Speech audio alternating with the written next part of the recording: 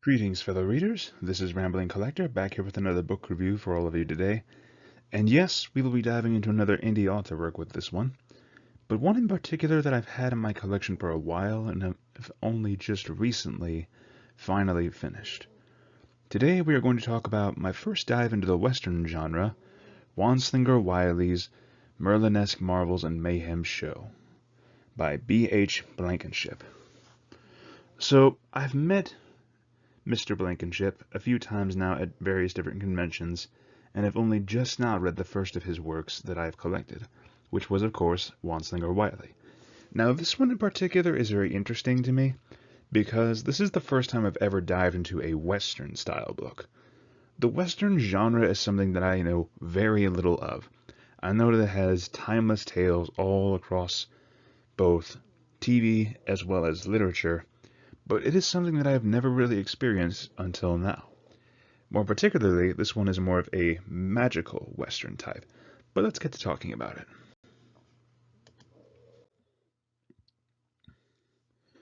So, as my first experience with Western, this whole collection of stories really helped sell me more on the Western genre, especially with the inclusion of magic.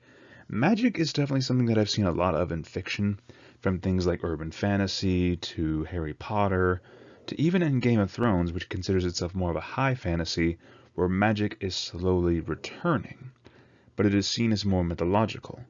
Or, if you want another good example of high fantasy, there is, of course, Christopher Paolini's Inheritance Cycle, where magic is just all over the place. But this one has a unique way of putting it where it is involved in the Western style of life, where people, instead of using revolvers or shotguns or rifles, instead use wands and staffs. But the wands are shaped more like revolvers, in a way. If you want a good example, let me show you the back of the book here, if I may. You can see it there, just in the corner. You see what I mean? The wand itself looks like a revolver, and that's how they work. It's a unique type of magitech, in a way, where it combines magic and Western technology. It's very interesting in that aspect. And it's one of the biggest things that sold me on this and wanting to give it a chance, which I am so glad I did. But now, this one in particular is actually just a collection of stories, most of which are short stories, but with one novella, crammed right there in the middle, and I gotta say, every single one was an experience, and yet, out of all the stories presented in this collection, the ones that captivated my attention the most were the stories with the simplest of plots. More particularly, these main three here that I'm showing here below: Samuel's Legacy, Grave Rose, and, I cannot believe the name of this one, The Township of Gizzard's Great Big Bowl of Chili Cook-Off. I wish I was kidding with that title, but I'm not. I really can't express how wacky just that one title is, but yet, Samuel's Legacy and Grave Rose were very interesting stories. For instance, Samuel's Legacy involves an old artificer, a man who crafts wands and staffs for various customers, and he has the tools to do so. He's kind of like a blacksmith or a gunsmith, but with magic.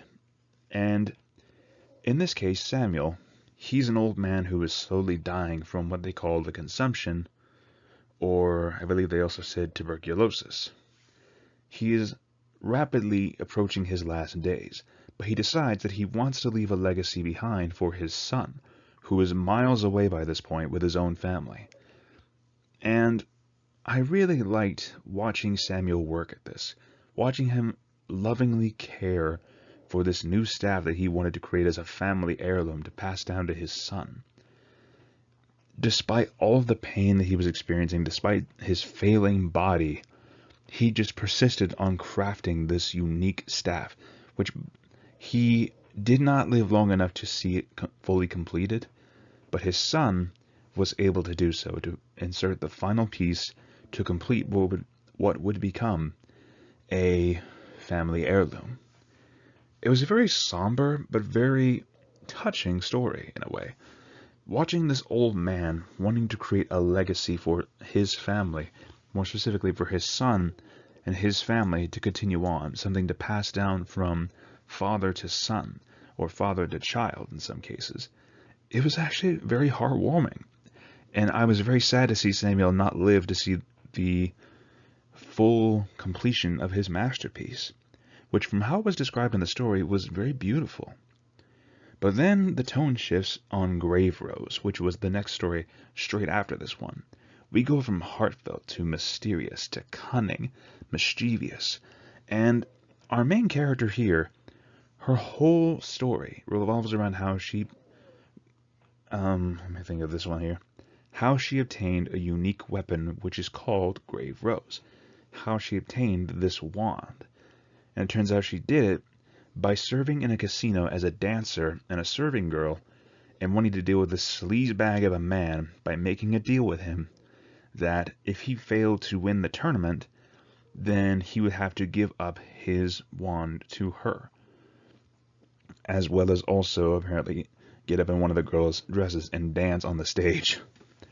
Yeah, apparently this sleazebag made 2 bets and lost both of them. But anyways, his deal with her was that if he won, he would be able to use her in any way he wanted for the next 3 days. So yeah, a right scumbag. And it was honestly fascinating to watch how she was able to trick this man out of his weapon, out of his trusty wand, as well as find a way to utterly break him in the process, because apparently magic involving deals and such is actually very dangerous. Like, if you have a deal that you need to complete, it is a constant buzzing in the back of your mind telling you you need to complete this task in order to honor the deal. And if you don't, it slowly chips away at your sanity. The scumbag that she absolutely destroyed for his weapon wound up going insane in an alleyway years down the road. And frankly, that was horrifying and yet in some ways satisfying because of how much this man, you wanted to see him punished. You wanted to see this scumbag be punished, and he was, in a very satisfying if a bit disturbing way. But watching that story play out, it was very interesting to see the kind of intrigue of the West in a way. How in some cases it's not all sunshine and deserts and showdowns at high noon. Sometimes it can be very dark, very sneaky, very depressing in some cases, but then you get to the all-around funny side of it, with the Township of Gizzard's Great Big Bowl of Chili Cook-Off, which was the short story that I read after the novella, which the novella was absolutely insane with what it went by. So the Big Bowl of Chili Cook-Off was a nice little way to kind of bring the tone down a little bit from how serious the novella was to a more lighthearted story. And essentially, it shows a traveling chef applying his craft in a local chili cook-off in another town, and it was actually really fun to see this. It was fascinating to listen to a man who was passionate about his talents in cooking, his various travels, how he went all across both America and Italy and so many other places, learning various ways to craft different types of food. It was fascinating to learn about. It was actually really well done, and I absolutely enjoyed that. But at the end of all of this, I can safely say that I am craving more from this world. If Mr. Blankenship ever decides to build more upon this story, or if he even just makes another short story collection in this world, I would happily buy it. No problems at all. Because this story has a lot of promise. This world itself that he has built here, and what they call Magewood, USA, is fascinating. It's a unique concept of magic in the Old West, and I want to see more of it. But okay, I think I've ranted long enough. Let's go to random thoughts here.